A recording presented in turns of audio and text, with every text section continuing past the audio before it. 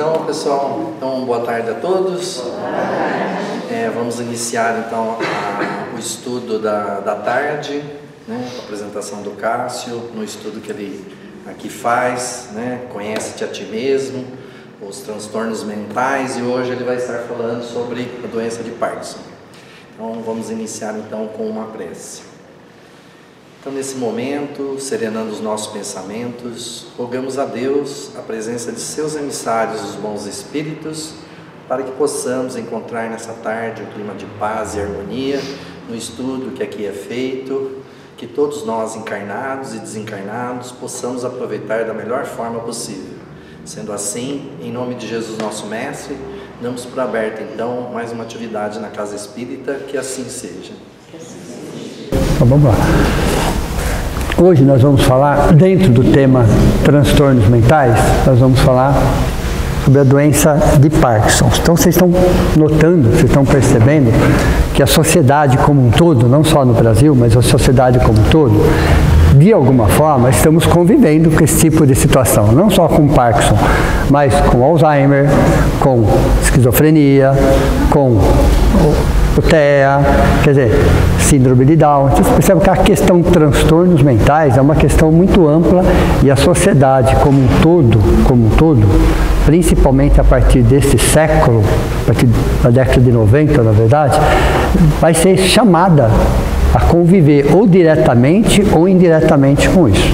Então, se preparem psicologicamente, que nós seremos convidados, ou na forma de expiação, ou na forma de provas, ou na forma de missão, todos seremos chamados a trabalhar esse assunto, ou de forma direta, ou de forma indireta, não importa, isso é o que menos importa. Portanto, que todos nós seremos chamados a nos posicionar em relação a isso. Então é hora de a gente ressignificar, é hora de a gente ganhar conhecimento, para quebrar preconceitos, para auxiliar na medida das nossas possibilidades. Então, conhecimento é o que se tem de mais valioso no ser humano, é o conhecimento. A primeira causa de felicidade no ser humano é o conhecimento. A segunda causa de felicidade no ser humano é superar-se a si mesmo. Então, quais são as causas da felicidade? Conhecimento. É a primeira, você aprender algo novo. E a segunda é você se superar, não é superar os outros, mas se superar. Então o conhecimento é algo que ninguém vai nos tirar, em hipótese alguma. É um bem mais valioso que um ser humano pode ter, é o conhecimento. Então hoje nós vamos falar da doença de Parkinson, serão 2 aulas para falar sobre esse assunto. Hoje será a primeira aula, nós vamos trabalhar conceitos. Então, vamos ficar esse sábado e sábado que vem somente nessa questão. O símbolo da doença é uma tulipa vermelha. Então toda doença tem um símbolo. No caso do Parkinson, é a tulipa vermelha. Foi descoberto por um cirurgião britânico chamado James Parkinson. Então, da onde vem esse nome? Na maioria das vezes, é alguém que descobriu, é um pesquisador, é um cientista, que começou há 100 anos atrás, 200 anos atrás, 150 anos atrás, já se deparando com essa situação, e aí a doença acaba ganhando o seu nome nesse sentido. No caso dele, James Parkinson, foi em 1817. O primeiro caso relatado pela medicina, acompanhado, estudado, foi por um médico cirurgião britânico. Por isso, Parkinson, como Alzheimer como que era o nome dele? William Alzheimer, ok? Porque foi ele que trabalhou isso. O nome inicial não era doença de Parkinson, quando ele começou a estudar. Ele estava pesquisando, ele estava estudando caso a caso, então ele chamou isso de paralisia agitante. Olha que nome controverso, paralisia agitante. Porque uma parte do corpo ficava parado e a outra parte ficava em movimento. E num movimento involuntário. Que ele não tinha o controle sobre aquele movimento. Por isso que o primeiro nome da doença não é doença de Parkinson, é paralisia agitante. Hoje a medicina não usa mais esse nome. Só para mostrar para vocês como conceito, como que ele descreveu essa doença no início. Ele estava pesquisando, ele estava estudando, ele chamou essa doença de paralisia agitante. Hoje é conhecida como doença de Parkinson ou mal de Parkinson. Tá? Você pode tratá-la das duas formas. Então é uma doença que ainda, como a maioria das doenças, não tem uma causa específica. Ela pode ser provocada, ela tem vários fatores, mas falar que é por causa disso, a ciência hoje não consegue. Isso contribui, isso influencia, mas isso não determina. Entenderam? Então, em 2025 não se tem a causa específica dessa doença. E 1% da população mundial, pensem vocês, 8,5 bilhões de habitantes encarnados. É bastante. 1% da população sofre dessa doença.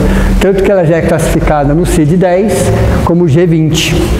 Então, se vocês olhar, Código Internacional de Doença 10, 10ª edição, 10 é 10ª edição, a mais atualizada, está lá como Código G20. Como que, e dentro desse código G20, cada caso é um caso. Tem todas as classificações, mesmo dentro dessa doença chamada Parkinson. Tudo bem? Então veja, 1% sofre esse mal, é mais comum entre os homens. Lembra do Alzheimer, que a relação era de 2/3? No Parkinson, é relação de 2:1. É quase o dobro. É o dobro no caso, 2:1 é o dobro. Né? Então veja. Então a incidência do Parkinson nos homens é 2 vezes maior comparado com as mulheres. Então o mal de Parkinson já se perceberam que a relação é de 2:1. Às vezes a relação de 1,5, às vezes a relação de 2:1. Então veja, num número de pessoas, tá? Num número de pessoas. Nas mulheres a progressão da doença ela é mais rápida. Porque tem outros fatores envolvidos, fatores hormonais, por exemplo. Então, existem outros fatores que contribuem com o processo de aceleração da doença nas mulheres. Então, o que a ciência já descobriu no mundo todo? Isso é uma pesquisa da Organização Mundial da Saúde. É mais comum entre os homens, uma relação de 2:1. 1% da população mundial, estou falando em 2025, sofre desse mal. Nas mulheres, a progressão da doença ela é mais rápida por outros fatores, entre eles o fator hormonal. Ok? Normalmente, a idade acima de 60 anos e a maioria acima de 70 anos. O mais comum que eles anotaram. Pode acontecer antes? Pode acontecer com 40? Pode. Com 50? Pode. Com 60? Pode. Ok? Mas qual é a idade que mais prevalece dentro dessa pesquisa mundial? Mais ou menos em torno de 60 anos, e com 70 anos é quando os casos estão mais claros. Então isso é um censo de 2025 da Organização Mundial de Saúde. Okay? O mal de Parkinson afeta a coordenação motora. Então o que afeta no mal de Parkinson? Vejam, cada caso é um caso, cada situação é uma situação. Em linhas gerais, porque hoje nós vamos falar de conceitos. Estamos falando em linhas gerais. Não existe uma causa específica definida pela ciência. Se achasse a causa, se achava a cura. Quando você não acha a causa, você não tem a cura. Você tem uma melhora da condição, você tem tratamento para isso, mas a cura definitiva não tem, porque você não tem a causa definitiva. Para você ter uma cura, você tem que ter uma causa e trabalhar em cima da causa.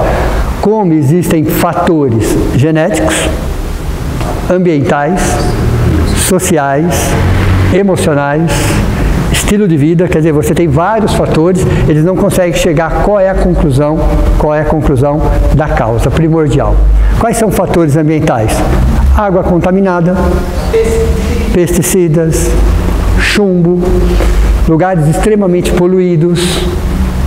Então a gente percebe que as causas ambientais, chamadas de causas externas, contribuem. Okay? É uma doença idiopática. Vai cair na prova. Idiopática aparece espontaneamente. É uma doença que aparece sem uma previsão. Ela simplesmente começa a aparecer. Idiopática significa aparece espontaneamente, sem algo que tenha provocado. É assim que é classificado uma doença idiopática, quando aparece sem uma causa aparente e de forma espontânea. Ok? É uma degeneração nos neurônios. Então, onde está o problema? Está no cérebro. Como conceito científico, eu vou ler aqui para vocês. Uma degeneração das células situadas, numa região do cérebro chamada substância negra, que não é exatamente negra, é cinzenta, mas a ciência classificou como massa cinzenta. Mas cientificamente eles falam de substância negra. Você conversa com cientistas, pesquisadores, você vai ver que eles falam substância negra, aí entre parênteses, massa cinzenta. Ok? Então está lá, chamado substância negra, onde é produzida a dopamina. É nessa região que é produzida a dopamina. Depois eu fiz aqui, uma classificação de alguns neurotransmissores para a gente entender o que é a dopamina. Ok? Então veja, um neurotransmissor crucial para o funcionamento do sistema nervoso central, responsável pela motivação, aprendizado e movimento. Então, cientificamente, a ciência fala que é uma degeneração neuronal causada numa região do cérebro chamada substância negra, onde se é produzida a dopamina. Então, a dopamina passa a ser produzida em quantidade muito pequena ou quase nada. Isso gera um problema na ordem do aprendizado, do movimento, da coordenação motora. Cada região do nosso cérebro é responsável por uma situação do nosso corpo. Entenderam ou não? Então tem a parte da audição, que é uma região do nosso cérebro, uma parte da fala, que é uma outra região do nosso cérebro. Então, nosso cérebro é dividido em compartimentos, e cada compartimento é responsável pelo funcionamento de uma área. Nesse caso, esse compartimento chamado substância negra, onde se produz a dopamina. E a dopamina ali não está sendo produzida em quantidade suficiente para manter o quê? A motivação, o aprendizado e o movimento. Então está acontecendo alguma coisa que o cérebro não está produzindo dopamina em suficiente. O mal de Parkinson, anotem porque vai cair na prova, é a doença dos sofredores crônicos. Só para adiantar um pouquinho para vocês. É a doença dos sofredores crônicos. O que são sofredores crônicos?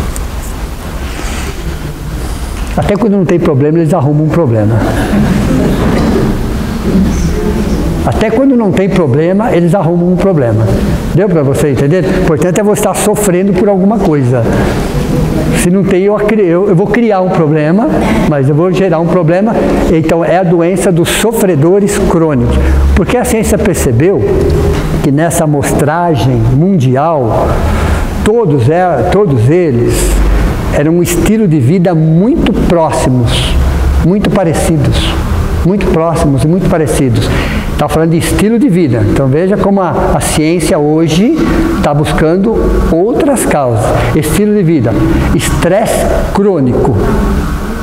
Não é o estresse que todos nós temos, é o estresse crônico, seguido de frustrações. É o estresse crônico seguidos de frustração. O estresse todos nós temos. Isso não é problema nenhum. Vamos lembrar sempre dos astrócitos. Os astrócitos, eles já sabem que nós vamos produzir uma quantidade de lixo. Eles estão preparados para retirar essa quantidade de lixo todos os dias.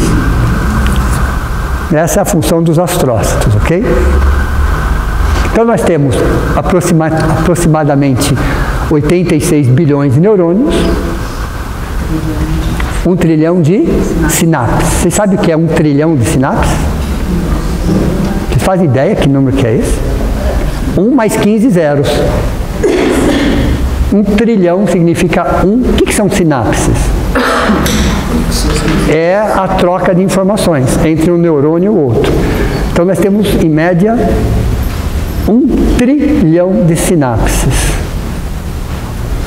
Quantos pensamentos dias nós temos? entre 50 mil, média, isso é média, tá? Entre 50 mil e 70 mil. 90% desses pensamentos são... Não. E são inconscientes. É o mesmo do ontem, da semana passada, do mês passado. São pensamentos que estão assim, ó, sendo repetitivos. Por que está sendo repetitivo? Porque existe um padrão. Um padrão. De tanto que você colocou aquela informação, que aquela informação fica girando o tempo todo. O tempo todo. Então 90% são pensamentos inconscientes, que se tornaram padrão, e 80% são negativos. Haja astrócitos. Não é isso? Então 80% desses pensamentos, dia, isso é uma média, são negativos. E 90% são inconscientes. Então veja, só que antes de entrar no tema Parkinson, eu queria entrar num outro tema hoje, pouco conhecido dentro dessa doença, chamado parkinsonismo. Já ouviu falar ou não? Pouca gente já ouviu falar sobre isso, mas quando você se aprofunda em entender o Parkinson, você tem que parar e entender o que é parkinsonismo, para depois voltar em Parkinson. Interessante isso, né? O que é o parkinsonismo? Que aqui é o G22. Eu não coloquei aqui, mas está classificado entre o CID-10 e G22. Aqui é o G20, o parkinsonismo é o CID-10, G22. Quando se fala em parkinsonismo, eu estou falando de um conjunto mais amplo, olha, parkinsonismo, um conjunto mais amplo que se refere a um conjunto, é um termo mais amplo, que se refere a um conjunto de sintomas e sinais. Quando eu falo parkinsonismo, eu estou falando em um termo mais amplo que se refere a um conjunto de sintomas e sinais com as seguintes características. Veja. Então, antes de falar isso é Parkinson, eu preciso pensar, será? Ou isso é parkinsonismo? Por mais que os nomes são muito parecidos, primeiro eu tenho que ir lá pela linha do parkinsonismo. Depois eu vou pela linha do Parkinson. O que é o parkinsonismo?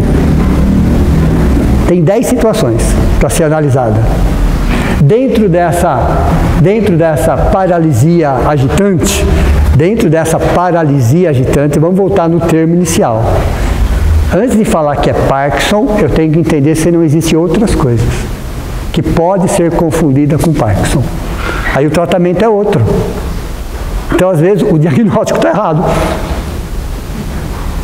Classificação é uma coisa, diagnóstico é outra. Então, dentro do parkinsonismo, por exemplo, eu posso ter o distúrbio de movimentos. Não necessariamente Parkinson. Eu posso ter rigidez muscular. Não necessariamente Parkinson. Eu posso ter movimentos involuntários. Isso não necessariamente é Parkinson. Porque as medicações são diferentes. A terapia é diferente. Primeiro eu tenho que entender o que é para conseguir fazer um diagnóstico mais preciso. Pode ser uma tendência à queda, um desequilíbrio. Uma pessoa que tem uma tendência à queda. Pode ser uma lentidão dos movimentos. Eu não estou falando de Parkinson. Eu estou falando de parkinsonismo.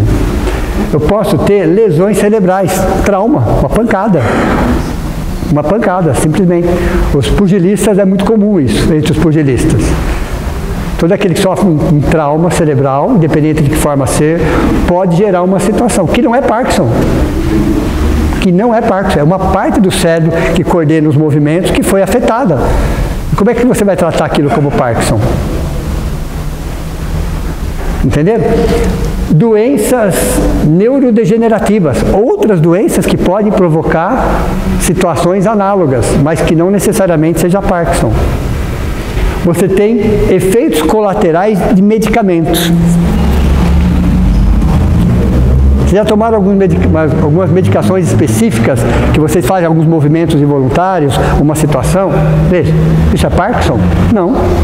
É um efeito colateral de uma medicação específica. Até o uso de drogas. Veja, é Parkinson? Não. E aí você tem um tremor essencial, pessoas que tremem, ok? Chamam tremor essencial, e doença de Parkinson. Então eu tenho 10 classificações aqui, ó. Entre elas entra a doença de Parkinson. Então o parkinsonismo pega no mínimo 10 situações, analisa as 10 situações, mas para analisar as 10 situações, isso se chama diagnóstico. O mal de Parkinson é uma classificação. Estou classificando, mas antes de uma classificação eu tenho que ter um diagnóstico. Entendeu a diferença ou não?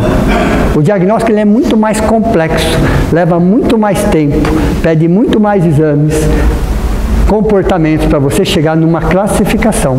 Aí você trabalha a classificação de acordo com a medicação específica. Toda pessoa que tem, olha, está escrito amarelo, todas as pessoas que têm Parkinson têm parkinsonismo. Nem toda pessoa que tem parkinsonismo tem Parkinson. Entenderam? Porque o Parkinson é só uma classificação dentro do parkinsonismo. Então, você vai tratar uma pessoa com essa situação, você tem que necessariamente, em primeiro lugar, em parkinsonismo, entender o que está acontecendo com aquela pessoa dentro de um contexto. Como que é aquela pessoa no seu núcleo familiar? Como que é aquela pessoa no seu núcleo profissional? Como é aquela pessoa no seu núcleo social? Como que é aquela pessoa no seu núcleo espiritual, emocional, psicológico? Deu para vocês entenderem ou não? Então, fazer um diagnóstico é você olhar a pessoa por inteiro, de forma integral. Por isso que o diagnóstico ele é muito mais complexo, ele é muito mais difícil, leva muito mais tempo do que a classificação. Classificar é relativamente fácil. Não é difícil você classificar, porque você vê um sintoma, aquilo é aquilo. Não. Aquilo pode ser aquilo. Por isso que quando eu comecei a estudar sobre Parkinson, eu precisei parar e estudar sobre parkinsonismo. Porque eu entendi que Parkinson faz parte de algo muito mais amplo. Como é que chama isso, esse algo muito mais amplo? Chama-se parkinsonismo. Então, ó, diagnóstico é diferente de classificação. Diagnóstico é como aquilo se apresenta dentro daquele contexto. Diagnóstico, isso vai cair na prova, viu, pessoal? Estou vendo que vocês não estão anotando, mas isso vai cair na prova. Diagnóstico é como aquilo se apresenta dentro daquele... Mas que contexto? Social, familiar, religioso, profissional, psicológico. Deu para você entender? Então, o ser humano ele tem que ser visto pelo menos uns 8 ângulos diferentes, no mínimo, né? Por 8 ângulos diferentes, para você entender o que está acontecendo. Aí sim, você tem uma classificação, mas antes veio um diagnóstico. Pode acontecer de você estar tratando uma doença que não seja ela? Pode. De repente você está com uma medicação específica para Parkinson e não é Parkinson. E aí? De repente é um efeito colateral de uma medicação que você está tomando, que está gerando algumas características, aí você começa a tratar como Parkinson e não é Parkinson. É o efeito colateral de uma medicação que você está tomando. É um traumatismo craniano que você está tratando como Parkinson. Entenderam ou não? O Parkinson é a diminuição significativa de um neurotransmissor chamado dopamina, que é produzido numa região do cérebro chamada substância negra. Isso é Parkinson. Para isso você tem que ter exames específicos. Entenderam? Mas assim, Tati, por exemplo, você faz uma ressonância e você tem muito mais células brancas no cérebro do que muito mais massa branca no cérebro do que massa cinzenta. E daí eu posso classificar como Parkinson. Um especialista, depois de ter feito outros exames. Um especialista da área, depois de ter feito outros exames também.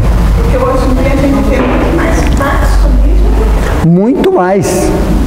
Mas é muito mais. Por isso que você precisa parar, analisar o que é isso aqui primeiro, ver. Aqui, olha, são 10 classificações. Parkinson é uma. E as outras 9? Você desconsiderou? Você simplesmente... Então tem exames específicos, tratamentos específicos, acompanhamentos psicológicos específicos para você classificar. Tá, isso é uma doença de Parkinson. Aí vamos começar a tratar como tal. Entenderam? Dentro do parkinsonismo, eu tenho causas prováveis, sempre prováveis, do parkinsonismo e Parkinson. Quais são as causas prováveis? Fatores genéticos? Sim. Um pai, uma mãe, um avô, um tio. Pode influenciar? Sim. Influenciar? Sim. Determinar? Nunca. Jamais. Tem fatores ambientais, como nós conversamos antes? Temos. Todos nós temos fatores ambientais. Que vão influenciar? Sim. Vão determinar? Nunca. Temos traumatismos cranianos? Temos. Podemos ter um traumatismo craniano? Sem dúvida. Isso pode provocar diabetes. Veja. No parkinsonismo e Parkinson, eles perceberam que a maioria das pessoas tinham diabetes. É ela que causa? Não, ela é um dos fatores prováveis que pode gerar essa situação. Estilo de vida. O estilo de vida não começa aos 60 anos. Começa com 30, 40, 50. Quando está com 60, 65 anos, 70, isso vai se materializar. Mas o estilo de vida vem 20, 30 anos antes. No caso do Parkinson, perceberam nessa amostragem que a maioria, homens, coisa chata isso, né? Homens extremamente estressados, e carregando grandes frustrações. Porque a pessoa que tem um nível de estresse além do normal, vamos falar assim, ela se frustra com muita facilidade. E por quê? Porque as coisas não saem milimetricamente como gostaria. Deu para vocês entenderam ou não? As coisas não saem milimetricamente como eu gostaria, como eu planejei. Tem uma palavrinha que a gente deve abolir do nosso dicionário. Uma hora a gente vai abolir, calma, é a próxima, ok? Óbvio. A palavra óbvio não é uma palavra que a gente tem que abolir do nosso dicionário. Porque o que é óbvio para mim não é óbvio para você. É óbvio isso, não é isso? O que é óbvio para mim não é óbvio para você. Óbvio é um conceito subjetivo. O que para você é o certo, para mim talvez aquele comportamento dentro do seu contexto, dentro da sua análise, dentro da sua interpretação é o melhor.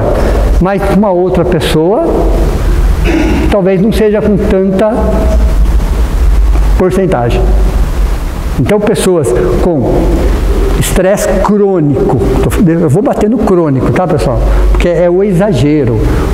O problema nosso é o exagero em tudo. É isso que vai gerando lixo mental que os astrócitos não conseguem recolher, ok?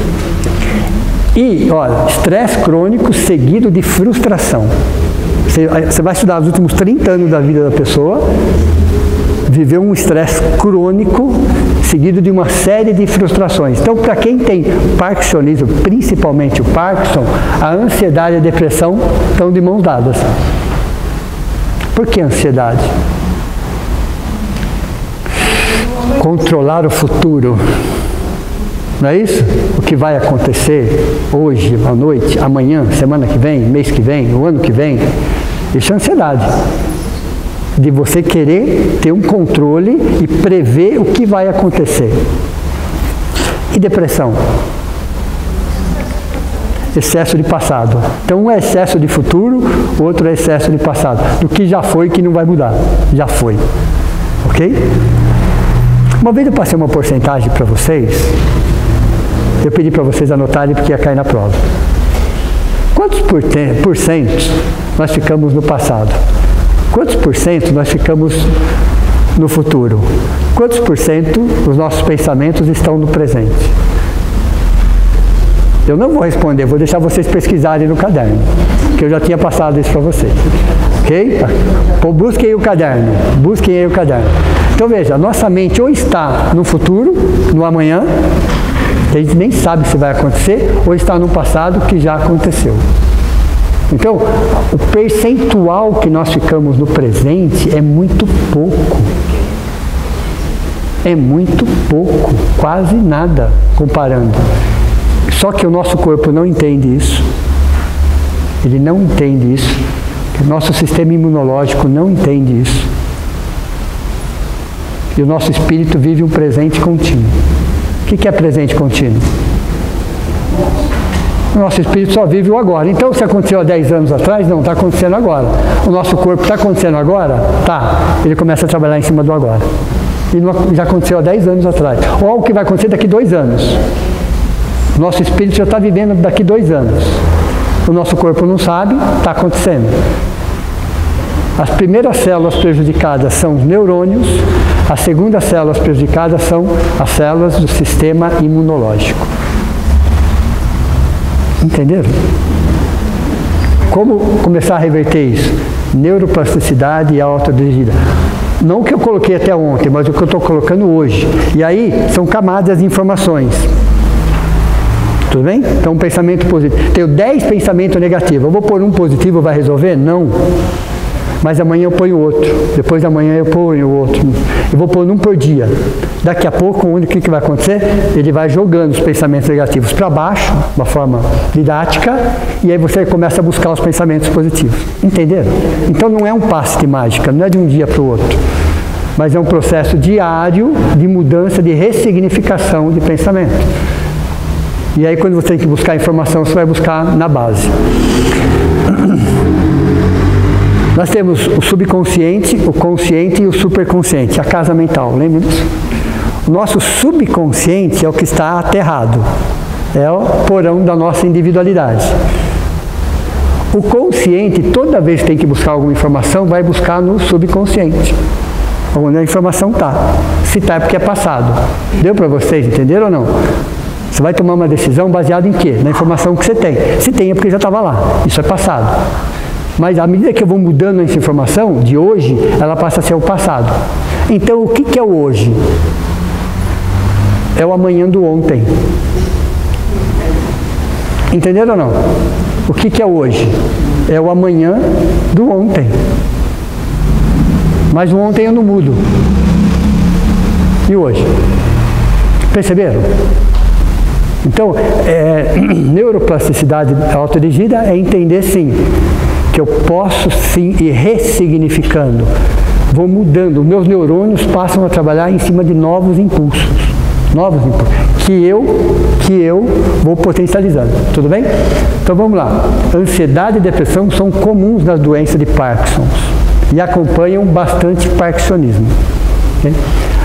No caso do Parkinson, a diminuição da produção de dopamina no cérebro é a causa principal desta doença. Então a ciência já fala, agora eu estou voltando um pouquinho em Parkinson. Okay? Qual é a causa principal? Principal, não é a única. É a redução drástica de produção de dopamina, que é um neurotransmissor, mas também é o que? É uma substância química. Lembra que eu comentei com vocês que o nosso cérebro trabalha sobre impulsos elétricos e reações químicas ao mesmo tempo? Impulsos elétricos definem um objeto. Uma reação química, qual é o meu emocional sobre aquele objeto? Qual é o meu emocional sobre aquele objeto? Então, no caso... Tá falhando.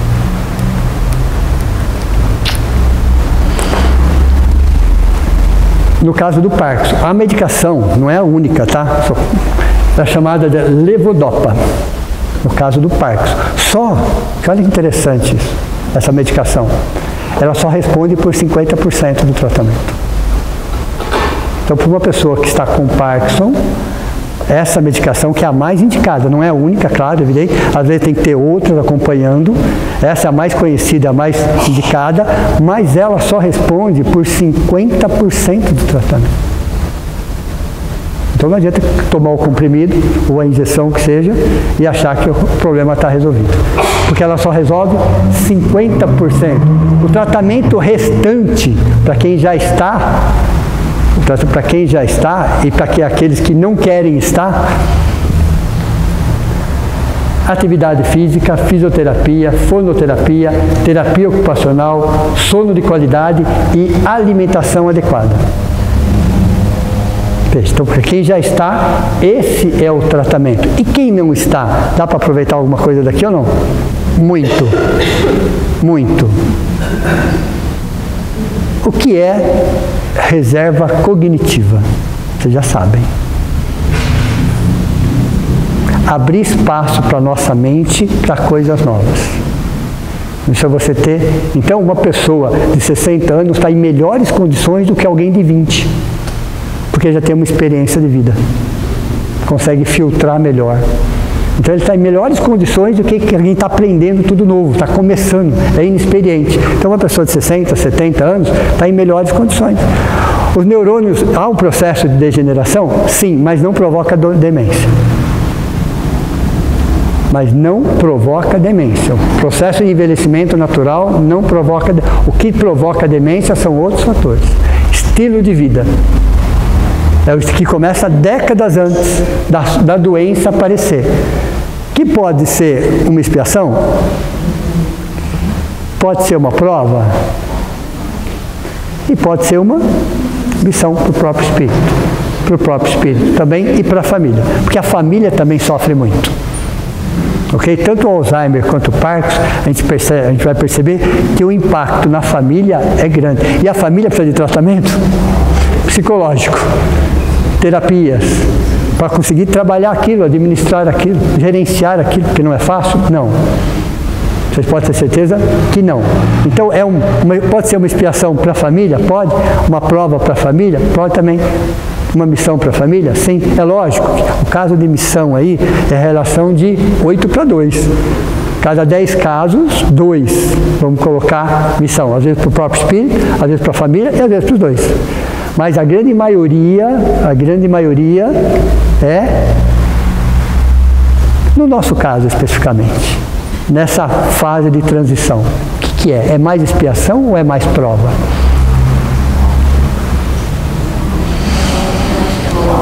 Nesta fase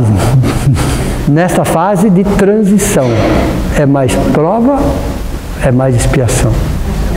É mais prova. Tudo bem? Porque a teoria nós já temos. A teoria já temos. São provas. Necessariamente? Não necessariamente. Pode falar. É uma doença degenerativa. Degenerativa. Você pode morrer de Parkinson? Não. Não. A menos que esteja agregado com outras situações. Aí ele é um agravante. Ele é um agravante. Ok? Então ele já traz aquela situação, e aí tem um outro agravante que pode gerar um conflito. Mas não exatamente mal de Parkinson mata alguém, ou mal de Parkinson. Não tem nenhuma indicação hoje na ciência que fala alguém morreu de mal de Parkinson. Como ninguém morreu de mal de Alzheimer. Mas outras complicações, outras comorbidades, aí você pode gerar toda uma disfunção aí cerebral. Aí pode gerar uma morte. Mas não é o mal em si. Aquilo só somatizou com uma outra situação. Com uma outra situação. Tudo bem? Essa massa branca sendo maior que a massa cinzenta. Então, quando é diagnosticado isso, aí você tem tratamentos e medicações específicas, mas as medicações todas só respondem por 50%. Você tem todo um processo de terapia que você vai reestimulando, ressignificando, e os neurônios têm uma alta capacidade de regeneração, de voltar a produzir dopamina. Você vai resolver essa questão depois instalada? Não. Você vai minimizar, você vai tratar. Você vai ter uma vida mais saudável? Sim. Mas entender que a medicação, e qualquer medicação, só responde por 50%. Inclusive, uma curiosidade, a pessoa que tem Parkinson, ela dieta alimentar dela proíbe carne vermelha, porque ela prejudica a absorção do medicamento do evolutor. Exatamente isso. Porque por isso eu coloquei, e alimentação adequada. Quem vai definir isso, pessoal, é um profissional, é um especialista da área. Caso por caso. Você fala, olha, você não vai poder comer carne. O outro caso, então uma alimentação adequada é você passar por um nutricionista e de acordo com o diagnóstico, com a classificação, ele vai falar qual é a alimentação mais adequada no seu caso. Não é no caso do vizinho que tem o mesmo problema, é o seu caso. Entendeu? Nós nunca podemos generalizar, porque cada caso é um caso, cada situação é uma situação. Oi. Acho assim que essa questão das 50%, acho que em qualquer situação. Se as pessoas jogam só na alimentação, vai consertar, Não. Não, é um contexto. Então, não é só no Parkinson, você lembrou bem, tá? O Alzheimer também, qualquer outra, toda medicação, ela só responde por 50%. É importante? Claro que é, evidente que é, indiscutível isso. Né? No caso do Parkinson, essa é a mais conhecida. É para todos os casos? Não. Para a maioria dos casos, sim. Vai combinar ela com outras medicações? Vai. Mas ela só responde por 50%. Pode falar. Percebe tudo isso? Mais pega essa alimentação adequada. Uma das coisas que mais pega é a alimentação adequada. Isso é indiscutível. Tudo ajuda. Mas aí você tem que passar por um nutricionista. Ok? Mesmo ele fazendo, a gente não segue. Não é isso? Em outras palavras, mesmo ele falando, a gente não segue. Então, imagine que nós somos espíritos rebeldes, não é isso? Nós somos espíritos, até com um diagnóstico, com uma classificação, mas será que isso é isso mesmo? Não é isso? E na dúvida, pode se perguntar para um outro especialista? Deve. Não é essa a questão. Não é essa, mas você passa por 5 especialistas, todos falam a mesma coisa e você duvida. Tem pessoas que não têm um problema e falam assim, não sabe nada. É isso. Ou vai no Google, aí já resolve. Não é assim? Então vejam, a questão da alimentação é de extrema importância, muito mais do que a gente imagina. Mas é muito mais do que a gente imagina, ok? Por isso que ele colocou aqui, ó, sono de qualidade, parece básico, mas não temos. E alimentação adequada. Em alguns casos, do Parkinson, a homeopatia responde melhor. Em alguns casos, a homeopatia, a alopatia é um tipo de medicação que trabalha o contrário. A homeopatia trabalha o semelhante. Uma dose diluída, não é isso? Mas que faz com que o seu corpo trabalhe em cima daquilo. Então, a alopatia, a homeopatia e outras ciências complementares, não alternativas, não existe isso. Outras ciências complementares ajudam. Mas a ciência já descobriu que, em alguns casos, a homeopatia tem melhores resultados do que a alopatia. Mas até aí é 50%. Então, toda medicação, independente do que seja, 50%. O resto está exatamente aqui. Então, ó, a dopamina,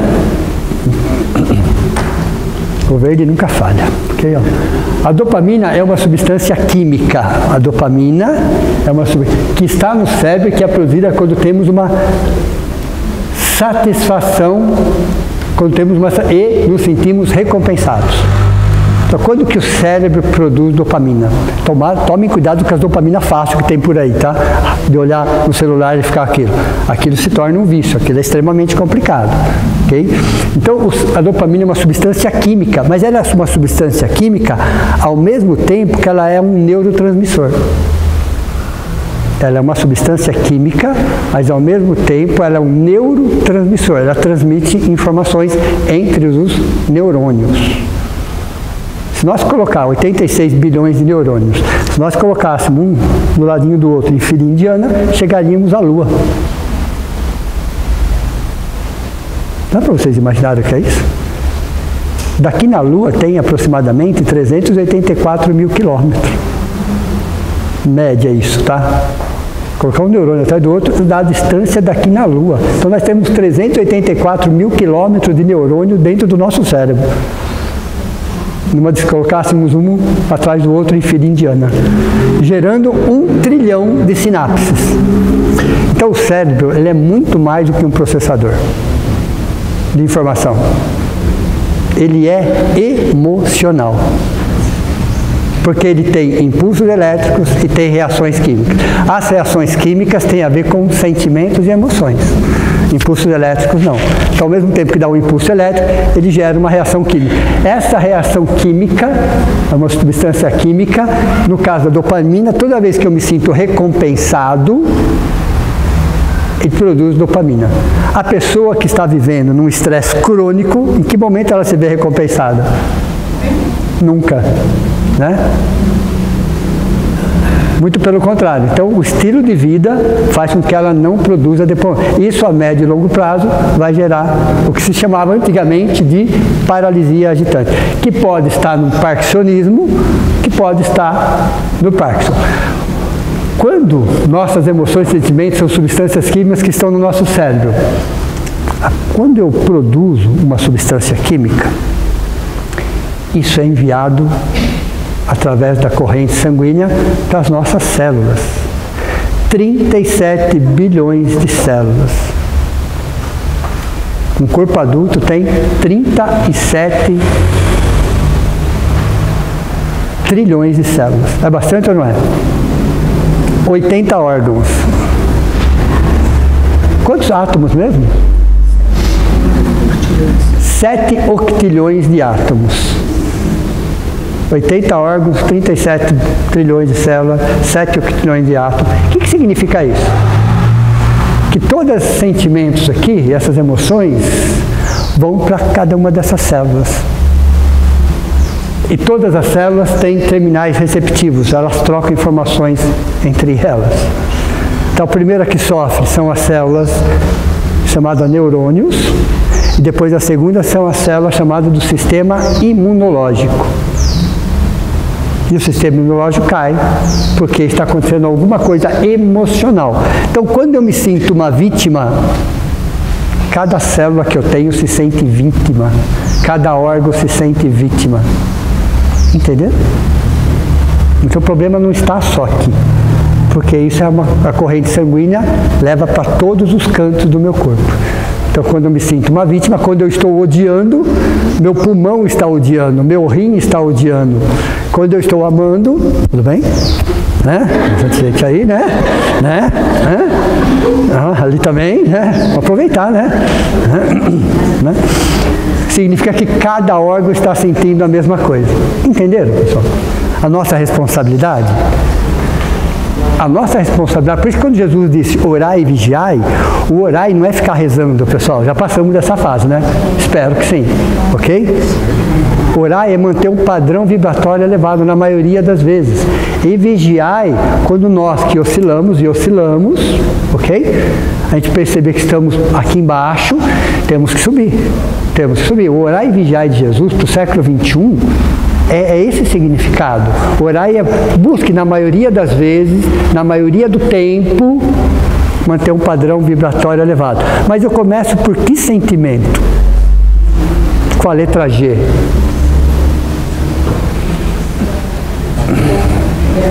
Gratidão, pessoal. Gratidão. Então, por onde eu começo a ressignificar? Agradecendo mais, ok? Agradecendo as pequenas coisas, as grandes coisas, não importa. Agradecendo pela vida, pelo dia, ok? Agradecendo. Então, a gratidão é o primeiro e principal sentimento para uma elevação de padrão vibratório. Pessoas que agradecem mais são mais felizes. Não entendi. Ok? Podemos reclamar? Nós reclamamos, faz parte. Mas temos muito mais motivos para agradecer do que para reclamar. Porque reclamar é clamar duas vezes. Se não veio na primeira, não vai vir na segunda, ok? Então, gratidão é você agradecer pelo dia, por exemplo. Pelas situações, pelas oportunidades, até pelas frustrações. A médio e longo prazo. Você não vai conseguir fazer aquilo a curto prazo, mas a médio e longo prazo, entender que as frustrações fazem parte de um processo educativo, evolutivo. Num planeta de provas e expiações, aprendemos muito mais com os nãos do que com os sims. Num planeta de provas e expiações, a quantidade de nãos tem que ser maior do que a quantidade de sims, porque nós não sabemos administrar uma quantidade grande de sims. Nós não temos estrutura psicológica e emocional e espiritual para administrar só sim na sua vida. Tudo é sim, tudo você pode. Veja, nós não temos essa condição. Então os nãos muitas vezes nos educam para ressignificar, para rever, para reavaliar, para traçar um outro caminho. Então, um não para nós é extremamente importante. Quem tem filho sabe, a quantidade de nãos que nós falamos é maior do que a quantidade de sims. E o não com amor. Porque você sabe, você tem experiência. Então, o não é mais importante do que o sim. Perceberam? Oi? A ciência prova que no processo de gratidão, o organismo ele gera dopamina, serotonina, endorfina e ocitocina. Eu vou falar deles aqui embaixo. Só o sentimento de gratidão. Veja, por isso que a espiritualidade fala, comecem pelo sentimento de gratidão. Não sei por onde eu começar. Comece pelo sentimento de gratidão. Esse é o principal sentimento. Mas não é educação, não é reconhecimento, é gratidão. Educação faz parte, reconhecimento faz parte. Gratidão é você agradecer algo que muitas vezes você não está vendo, mas que você está sentindo. Ok? Então veja, são 37 trilhões de células num corpo adulto. Então cada célula recebe um impacto direto. Quais são os principais neurotransmissores? Todos nós temos, não são todos, mas os principais. Esses nós temos que entender o significado de cada um deles, porque nós temos que ter domínio e controle sobre esses. Nós temos que ter domínio e controle sobre eles. É um processo? É um processo. Lento e gradativo, de disciplina. Veja. Lento e gradativo de disciplina. Depois ele acostuma. Depois de um tempo ele acostuma. Então nós temos aqui neurotransmissores e seus efeitos. Adrenalina é sinônimo de estresse. Então nós produzimos muita adrenalina quando estamos estressados. Isso faz parte? Faz, mas até um quantum. Além disso vira um estresse crônico. O estresse crônico, até quando você não precisa se estressar, você está estressado. Você arruma motivo para se estressar, até quando não tem. Você está passeando e está brigando com alguém. Perceberam ou não?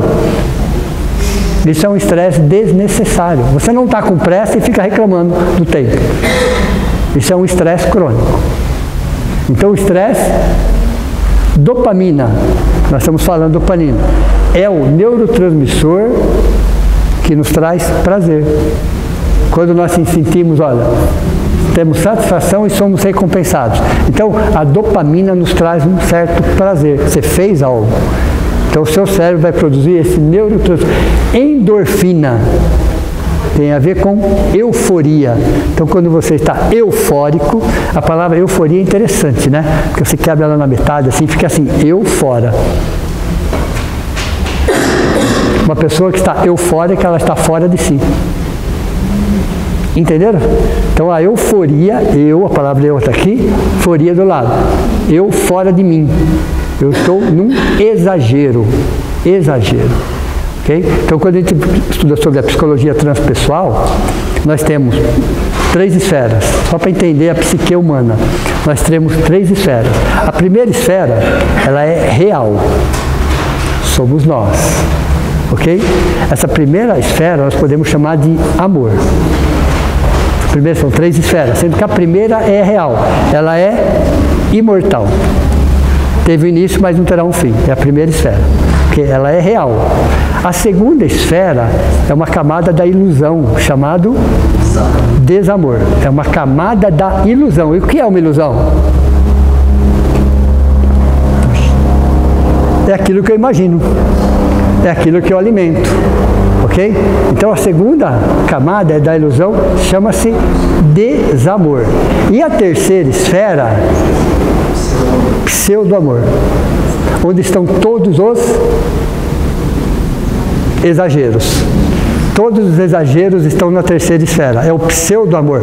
Parece amor, mas não é. É o amor, você tem o desamor e o pseudo-amor. O pseudo-amor é o desamor embrulhado para presente. Entenderam ou não? Então o pseudo-amor, a terceira esfera, é o desamor embrulhado para presente. Então para quem vê de longe, parece uma qualidade, parece uma virtude. Não é nada daquilo. A euforia então você tem aqui no caso da euforia. você tem a alegria na primeira esfera. Na segunda esfera você tem a tristeza e a terceira esfera você tem a euforia. Então cada sentimento do amor tem o seu equivalente no desamor, tem o seu equivalente no pseudo-amor. Então o que a euforia está fazendo? Disfarçando a tristeza. Entenderam? O que o fanatismo está fazendo lá? Escondendo a descrença. Então todo exagero em relação a alguma coisa, todo excesso em relação a alguma coisa, está escondendo o contrário dele que está no desamor. Entenderam ou não? Por isso que fala pseudo-amor. Parece, mas não é. É o desamor embrulhado para presente. Todo exagero, todo excesso está na terceira camada, chamada pseudo-amor. Você não trata, não cuida da terceira camada. Não tem como mexer na terceira camada. E por quê? Porque ela é confortável. Porque ela é confortável, ok? Então as pessoas se acham muito mais alegres do que a maioria, elas se acham muito mais felizes do que a maioria, elas se acham, então é confortável isso aí. Por exemplo, onde está o perfeccionismo?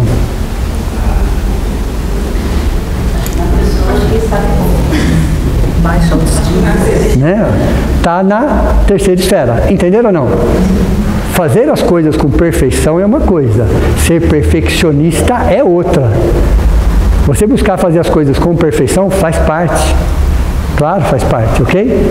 Mas ser perfeccionista, qual a diferença então de uma para outra? É o exagero, é o excesso. Então toda vez que nós estamos exagerando em algo, vocês já exageraram em algo alguma vez? Né? Só um pouquinho. Né?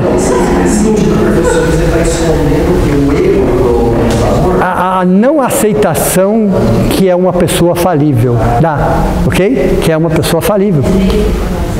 A inaceitação dessa realidade se cria o perfeccionismo. Eu não aceito que eu sou falível, que eu posso errar, que eu posso me equivocar, eu não aceito isso. Então, uma inaceitação de falhas humanas. Então, você cria o perfeccionismo. Então, tudo tem que ser no mínimos detalhes, mas mínimos mesmo. Porque a pessoa que está buscando fazer as coisas com perfeição, que é natural isso, ela vai cometer falhas, ela vai cometer erros. Porque ela está buscando a perfeição. Então ela admite que ela pode errar, que ela pode falhar, que ela pode melhorar, que ela pode pedir desculpa, ela admite isso. O perfeccionista não. O perfeccionismo está no pseudo-amor. Então tudo que vocês verem, estou exagerando nisso, eu estou escondendo algo do desamor. Então, se eu não trato a terceira esfera, eu tenho que tratar a segunda. E como é que eu trato a segunda? O amor abraça a tristeza e pergunta para ela, por que você está triste? Deu para vocês esse acolhimento da tristeza, se sentir que precisa ser cuidada. São vários sentimentos, eu estou falando da tristeza. Então, oi?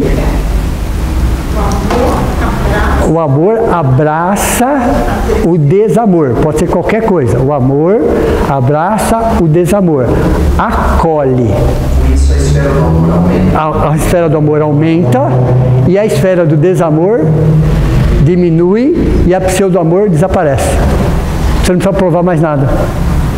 Deu para vocês entender? Você não tem que fingir nada.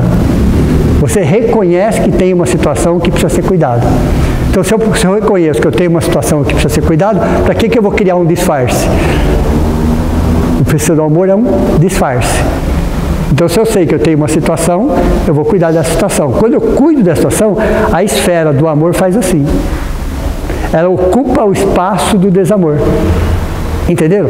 E aí ela não alimenta mais o pseudo-amor, porque eu não preciso disfarçar. Só que aí eu preciso de uma virtude.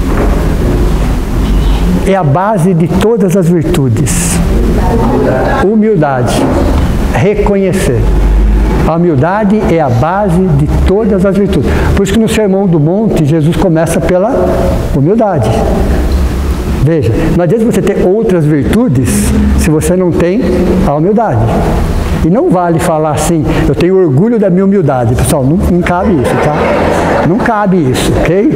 Não cabe isso, ok? Então a humildade é a base de toda... Humildade vem de palavra humus, que vem de chão, que vem de terra, pé no chão. Deu para vocês entenderem? A pessoa saber qual é o tamanho dela.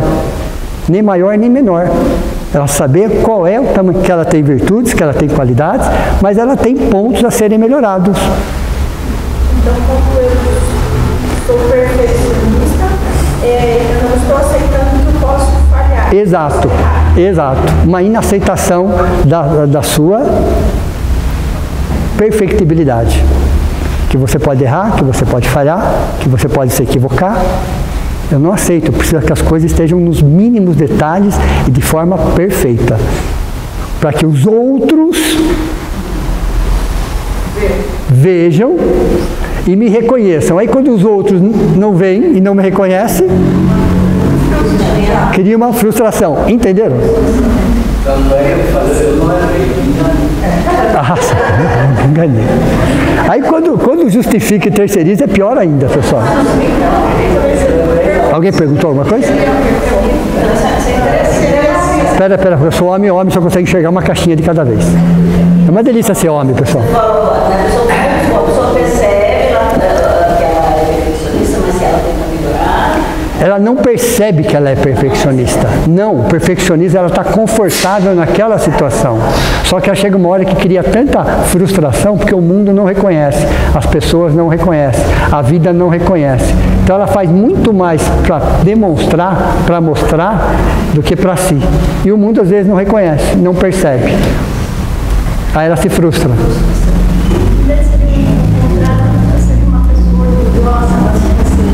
O orgulho é um sentimento positivo.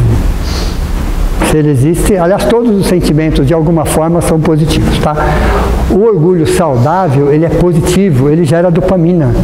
O orgulho descontrolado, que faz comparações, esse orgulho é altamente prejudicial. Porque as pessoas vivem se comparando. Toda comparação é injusta. Porque se você se compara com quem está acima, é para você se diminuir. Quando você se compara com quem está abaixo, é para você subir. Perceberam? Que toda comparação é injusta. Você está comparando com quem? Para quê?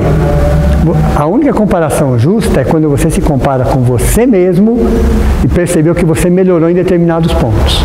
É a única comparação que é válida. Olha, eu era mais estressado, eu estou menos estressado. Essa comparação é justa. Ok? Eu era mais ciumento, hoje eu sou menos ciumento. Essa comparação, você compara com você através de atitudes. Através de, não são palavras, são atitudes. Entenderam? Então veja, a endorfina é a euforia. Então uma pessoa eufórica produz muita endorfina. Muito. Isso faz com que ela fique mais eufórica ainda, mais fora de si ainda. Ok? Melatonina é um neurotransmissor que... sono. Da onde vem esse sinal? Aliás, nosso corpo funciona através de sinais vindos do espaço. Glândula pineal. Tudo bem? Então, a melatonina, de alguma forma, ela é influenciada pela glândula pineal, a glândula que nós temos no centro do nosso cérebro. Ela capta sinais, ok? E o nosso corpo passa a trabalhar em cima desses sinais. Então, você tem o quê? A melatonina, que sono. Noradrenalina, alerta, estado de alerta. Veja, tem hora que tem que prestar atenção no que está acontecendo. Então você está... Dá um exemplo, tá? Você está dirigindo numa estrada que você não conhece, aí você tem uma placa de sinalização falando o quê? Atenção. O que dispara em você? Atenção. Quando você lê aquilo, o seu cérebro entende como alerta, atenção. Mas era só uma placa pedindo para quê? Atenção. Não é para se desesperar, não é para xingar, não é para parar, não é para fazer nada. É só para você prestar atenção no próximo quilômetro. Entenderam? É só para isso. Cássio, A medicina, a ciência, ela tem conhecimento disso? Isso aqui é da ciência. Isso aqui eu não entrei na parte espiritual ainda, a pessoa vai para a semana que vem. Oi. E no caso das doenças que você acabou de falar, a melatonina é como sinais, né? Então, por exemplo, a pessoa está num ambiente escuro, é um sinal. É um sinal. É um sinal. Exato.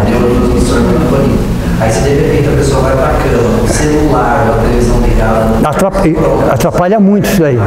Confunde demais. Aí são outros neurotransmissores, que aí você compromete o sono. Entenderam? Que são nossos hábitos que geram doenças. Aí você tem a ocitocina. Ocitocina, 1, 2, 3, 4, 5, 6, 7, 8 aqui, ok? A ocitocina que vai gerar, que é um neurotransmissor relacionado a esse sentimento, o amor. Então, veja como o nosso cérebro trabalha. Através de impulsos. O espírito pensa...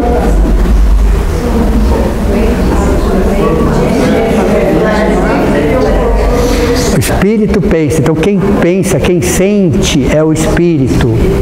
Quem ama, quem odeia é o espírito. A mente reflete esses sentimentos. Ok? O cérebro processa tudo isso. E o corpo executa. Entenderam? Então veja. Aí você tem a serotonina, que é o neurotransmissor responsável pelo humor. Veja. E você tem a glutamato, que ajuda na memória. São só esses? Não, pessoal, esses são os principais. É com esses que nós temos que tomar cuidado, porque é a base das doenças mentais estão nesses neurotransmissores. Na produção ou não produção desses neurotransmissores, que vai sufocando os neurônios por excesso de lixo, e aí vai gerando toda uma questão. Cada doença é uma região do cérebro, cada doença a sua particularidade. Então a gente vai olhando aqui, a gente vai percebendo que tudo está sob o nosso comando. Então o orar e vigiar de Jesus está baseado nisso, só, no que nós produzimos. Então a culpa é do cérebro? Não. É nosso, ok? O cérebro é uma máquina, só que ela é emocional. Ele é emocional porque somos seres emocionais.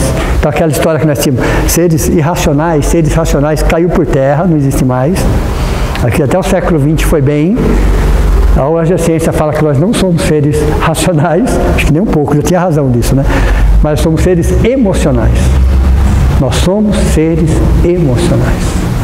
Que é lógico que tem que ser direcionado pela razão, mas essencialmente falando, nós somos seres emocionais. Então são essas emoções, olha, isso aqui não são emoções? Tudo aqui, ó, que nós produzimos. Isso dá um impacto direto sobre os neurônios, cada um na sua região, e aí dá um impacto direto na corrente sanguínea, consequentemente em cada célula e consequentemente em cada órgão.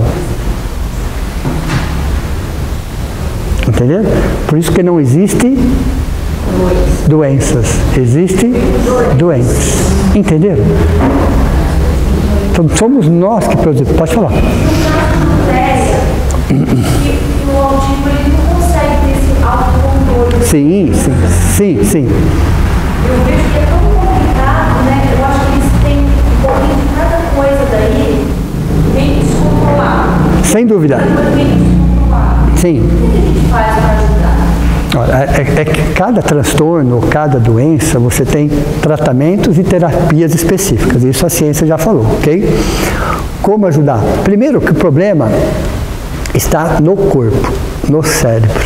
O espírito está ali, a memória está intacta, a consciência está intacta. Por mais que ele não consiga responder de uma forma satisfatória comparado com os nossos parâmetros, o espírito está ali, a consciência está ali e está sentindo tudo. Só a ferramenta que está temporariamente danificada. A ferramenta, no caso, o cérebro, ok? Que está temporariamente danificada. Então ela não consegue materializar aquilo. E aí, por estar desta forma, gera uma confusão generalizada. Então, como tratar? Primeira palavra, pessoal. Primeiro sentimento, primeira virtude, paciência. Haja paciência. Primeira coisa, cuidar de uma pessoa com um transtorno mental ou com uma doença, seja o que for, estou falando da família, tá? Ou os mais próximos. Primeira coisa que tem que pensar é paciência. Segundo, por mais que o corpo não responda como nós esperávamos, o espírito está ali. E a consciência está plena. Então ele está sentindo exatamente como ele está sendo tratado, como ele está sendo cuidado. Então a gente não tem que ter essa preocupação. Será que está me ouvindo? Tá. Okay? Por mais que tenha um problema auditivo, o problema auditivo está no aparelho da audição, não está no espírito. O espírito não tem nem forma, tá? O espírito não tem nem forma. O espírito, ele sente as vibrações. Então, se você falar amor odiando, ele não sente. Por mais que ele escute, ele não escuta a palavra amor. Ele pode até escutar, mas ele sente a vibração. Então, quando nós estamos tratando pessoas com alguns bloqueios, com algumas deficiências, essas pessoas, espíritos, sentem a vibração do que nós estamos falando e da forma que nós estamos agindo. A primeira preocupação nossa é essa. Mas está me ouvindo? Sim, tá. Mas é o espírito, não é o corpo. Então, paciência, e cada caso é um caso, cada tratamento é um tratamento. Mas isso é temporário. E o tempo é mais curto do que a gente imagina.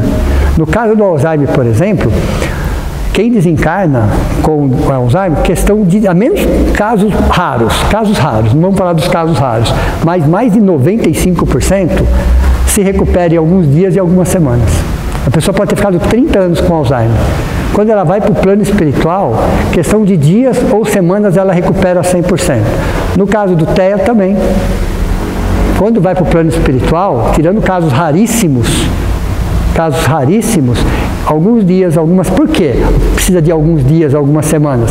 Porque você tem um resquício psicológico da doença. Não é mais físico. É um resquício psicológico da doença. Tem um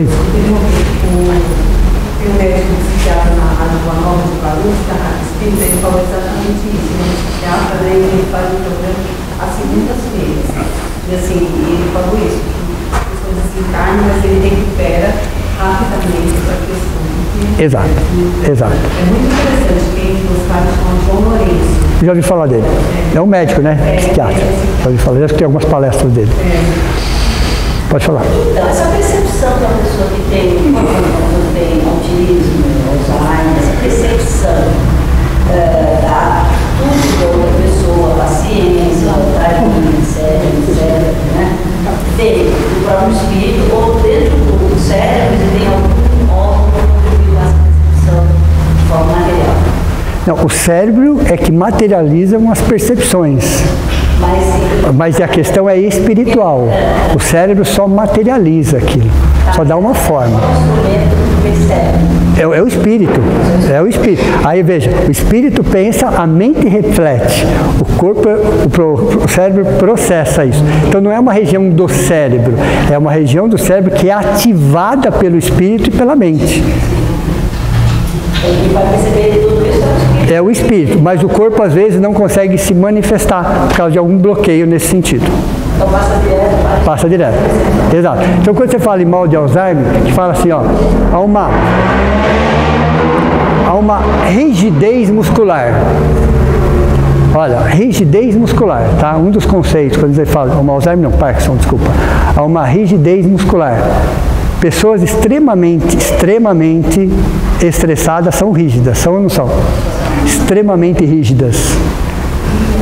Excessivamente rígidas. Veja, de onde vai parar essa rigidez ao longo do tempo?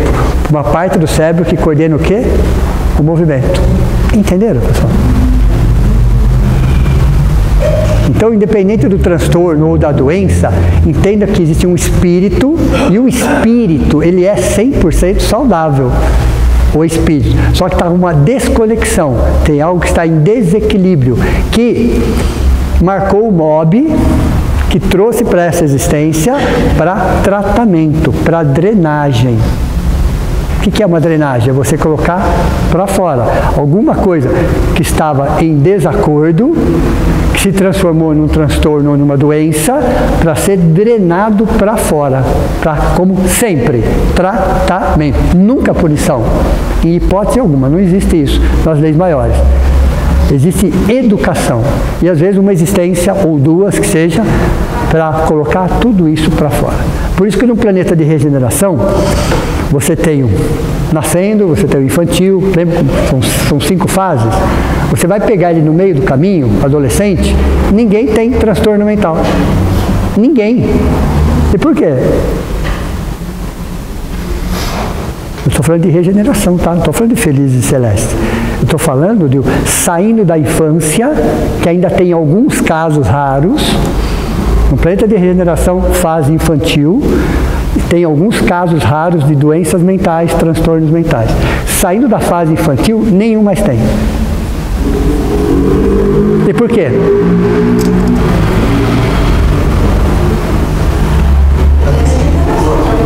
Porque o próprio nome já é autoexplicativo. São doentes que acreditam na própria doença e colaboram com o tratamento. Então não tem mais o pseudo-amor. Deu para vocês entenderam ou não? Nem falam sobre isso. Não existe mais o pseudo-amor.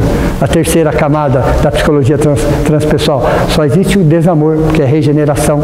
Então o espírito vê o que está degenerado para regenerar. Vocês já fizeram uma autoanálise para saber o que está degenerado dentro de nós? Façam. Façam. Façam. Todos nós temos algo degenerado dentro de nós. Todos. Se não é isso, é aquilo. Tudo bem? Mas todos nós temos algo degenerado. Então, quando eu vou para a regeneração, eu estou pegando algo que está degenerado para regenerar.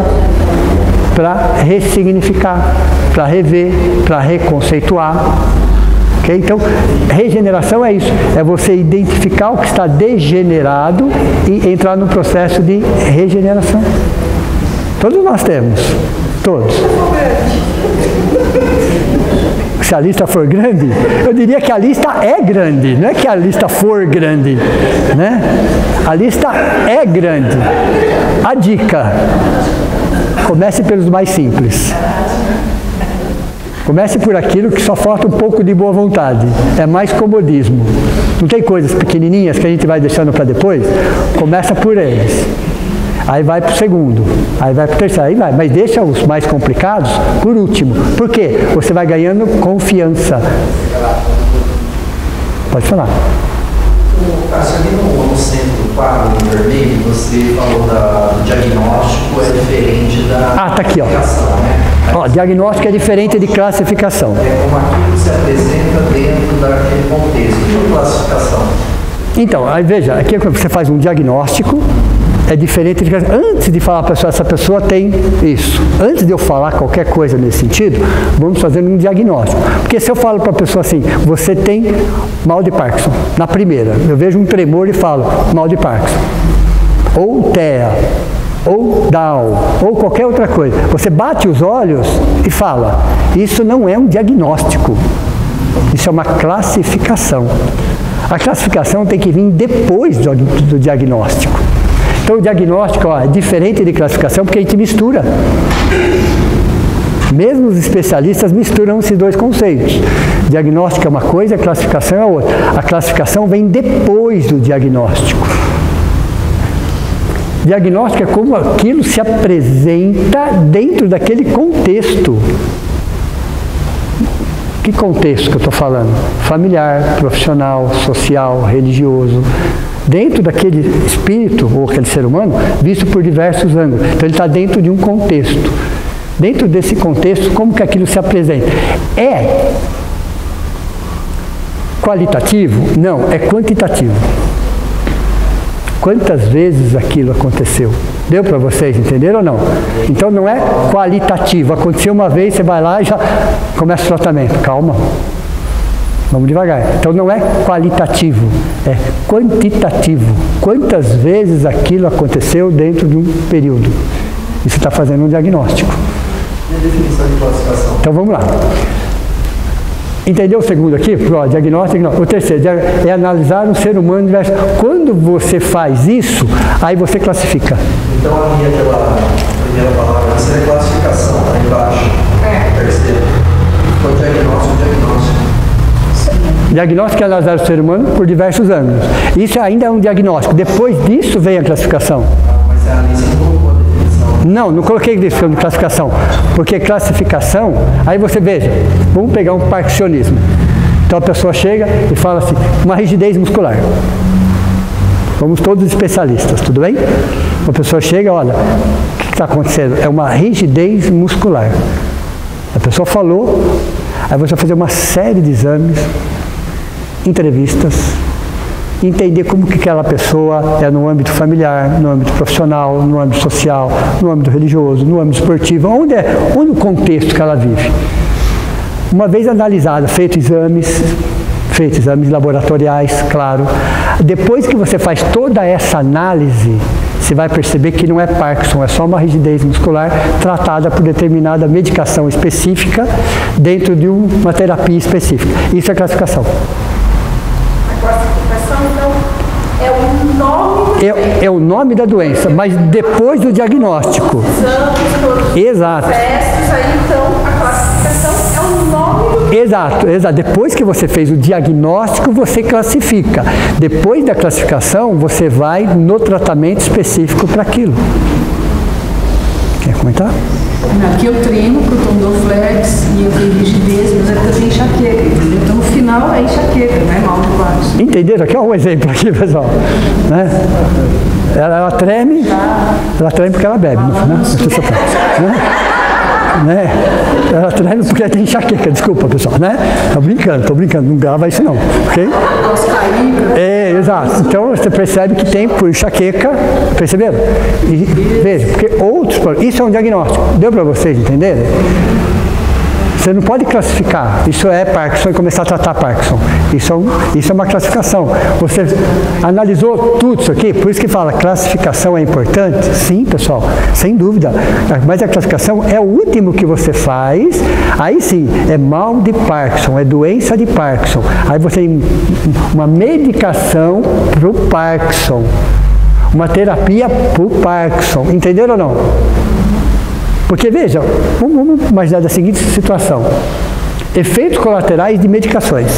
Você está tomando uma medicação que gera um tremor. Alguém fala, mas isso é Parkinson. E você começa a tratar como Parkinson. Perceberam ou não? Que isso pode gerar um problema mais grave ainda? Muito mais grave. Então, a primeira coisa que tem que entender, frente a qualquer transtorno mental, qualquer doença mental, é fazer um diagnóstico, que às vezes leva meses. Até aí não tem problema nenhum. Mas uma vez feito um diagnóstico, você vai para uma classificação, de acordo com o CID. Deu para você entender? Código Internacional das Doenças. Aí ele vai falar, A1, 2, 3, por exemplo, 20 aqui, ó. 20, é 20.0, é 20.1, é 20.2, é 20.9, porque cada CID tem as suas classificações. Aí, de acordo com aquelas classificações, é o tratamento. É leve? É moderado? É severo? Perceberam? Então não é tão simples quanto a gente imagina. Não é tão... Então tem pessoas sendo tratadas de forma errada, com uma classificação sem ter feito um diagnóstico. Então se confunde diagnóstico e classificação. Porque a classificação sempre vem depois de um diagnóstico. Por isso que ele está aqui em parkinsonismo. Olha, eu tenho 10 situações aqui, 10, sendo que uma delas é doença de Parkinson, com sintomas semelhantes. Vocês concordam que aqui tem muita coisa semelhante aqui no meio? São sintomas semelhantes, características semelhantes, mas não necessariamente Parkinson. Por isso que todos que têm Parkinson têm parkinsonismo. Mas nem todos que têm parkinsonismo têm Parkinson. Parkinson é só uma das características entre 10. Então eu vou fazer um diagnóstico baseado nisso daqui. Aí eu vou entender o que está acontecendo.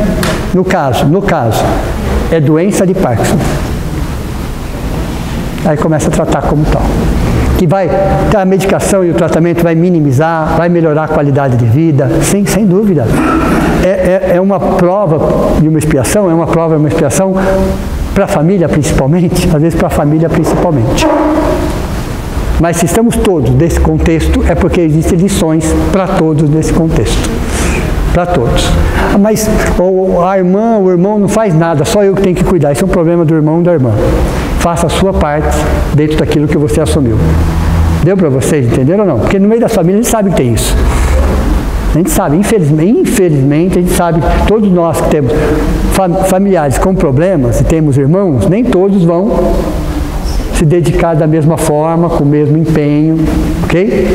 Então, não cabe ficar julgando ou condenando. Dentro das nossas possibilidades, dentro das nossas limitações, vamos fazer o nosso melhor. Isso é um compromisso que nós assumimos conosco. Se eu posso fazer 1%, que eu faça 1%. Tudo bem? Porque se eu ficar julgando, condenando, apontando erro para outras pessoas, não estou resolvendo nada. Não estou resolvendo absolutamente nada. Tudo bem? Mais alguma pergunta? Semana que vem a gente continua essa aula. Aí eu vou pegar mais o aspecto espiritual desse assunto. Tudo bem? Ui, quase que eu derrubei o copo. Pode encerrar? Então vamos lá.